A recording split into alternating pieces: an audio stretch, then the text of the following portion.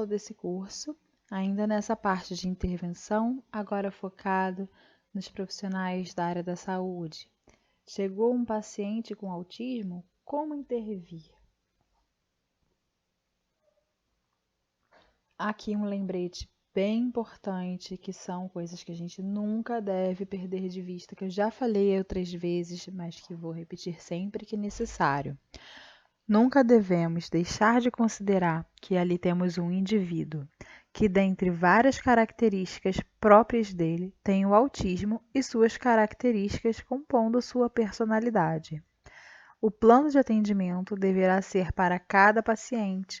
Ainda que você atenda somente a pessoas com autismo, cada uma delas irá se beneficiar ou não de uma intervenção específica, pois, além do já exposto ali em cima, sobre a individualidade, o autismo vai variar sua forma e grau de comprometimento.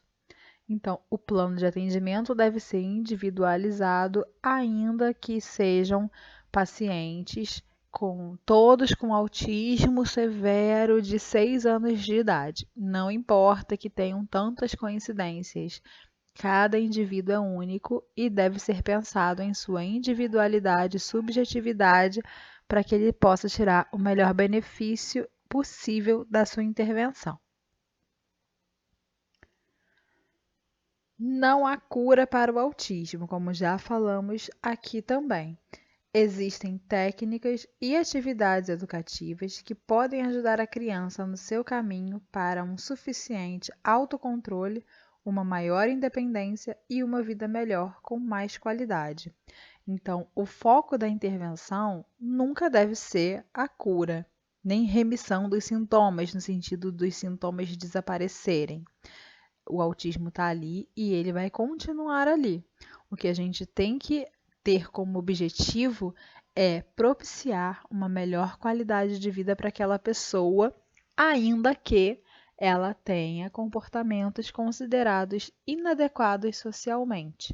Então, vamos intervir de forma que a qualidade de vida dela, os prejuízos não sejam tão comprometedores a ponto de afetá-la.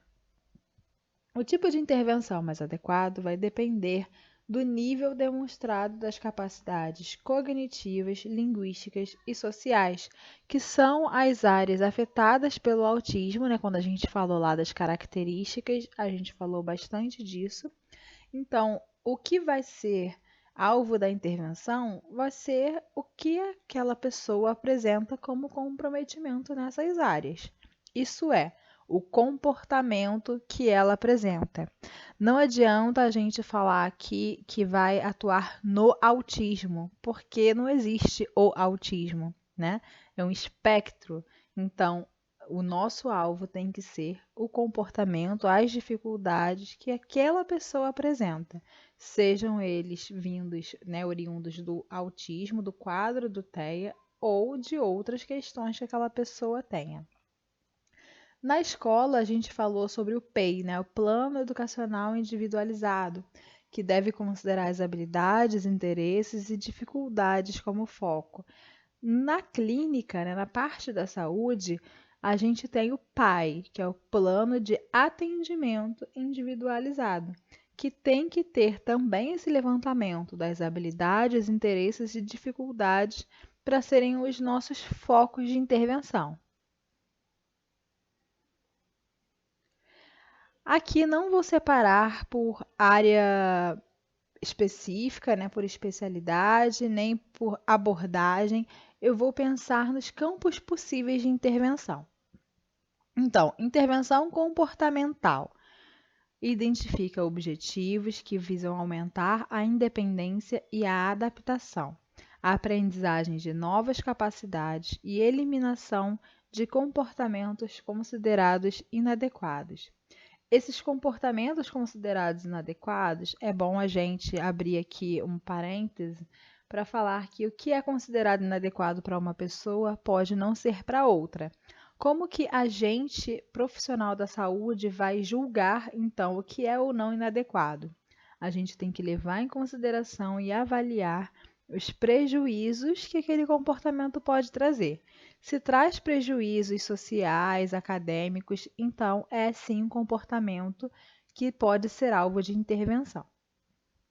Análise da função de cada comportamento, entendido aqui como resposta a um estímulo. Não existe isso de que do nada a criança mordeu, do nada a criança chorou. Nenhum comportamento na vida de nenhum ser humano é do nada. Todo comportamento é resposta a um estímulo. O que pode acontecer é que a gente pode não estar 100% atenta àquela criança e a gente não conseguiu observar qual foi o estímulo que causou aquele comportamento. Pode ter sido, no caso do autismo, por exemplo, pode ter sido uma sobrecarga sensorial, pode ter sido o tédio, pode ter sido uma infinidade de coisas. E a gente tem que estar atento a observar e analisar o que está causando aquele comportamento, que é para a gente intervir ali, no que está causando, e não no comportamento efetivamente. Intervenção fonoaudiológica pode ajudar no estímulo da fala, pode auxiliar na instalação de um programa de comunicação alternativa e pode auxiliar no processo de aprendizagem. Em relação a essa questão da aprendizagem, não só a fonoaudiologia pode ajudar, a psicologia também pode ajudar e a psicopedagogia também pode ajudar. O importante, como eu falei anteriormente, é checar se aquele profissional, seja psicólogo, fono, psicopedagogo, se aquele profissional tem especialização e experiência nessa área de aprendizagem. Intervenção farmacológica. Ainda que não exista um medicamento para o autismo, e sim para alguns de seus sintomas, pode ser necessária administração medicamentosa para o controle da agressividade, agitação ou obsessão, por exemplo. Os mais usados costumam ser a risperidona e o haloperidol. Então, como também já falei aqui, não tem um remédio para autismo. Assim como numa gripe, não tem um remédio para gripe. Quando a gente está gripado, a gente toma um remédio para febre, um anticongestionante, um remédio para dor. No autismo, a mesma coisa. Não tem um remédio para o autismo, mas pode ter ali um remédio que vai ajudar no controle da agressividade, um outro para o controle da agitação, e assim vai. Terapia ocupacional. Pode auxiliar no desenvolvimento de habilidades motoras, inclusive as pré-alfabetização, e nas atividades de vida diária, como escovar os dentes, se vestir, abotoar, etc.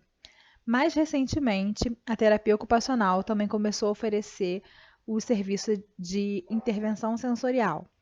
A terapeuta ocupacional é quem pode prescrever uma dieta sensorial que não tem nada a ver com a alimentação, tem a ver com o oferecimento de estímulos sensoriais de acordo com a necessidade de cada paciente. Então, a terapia ocupacional pode ajudar nesses casos.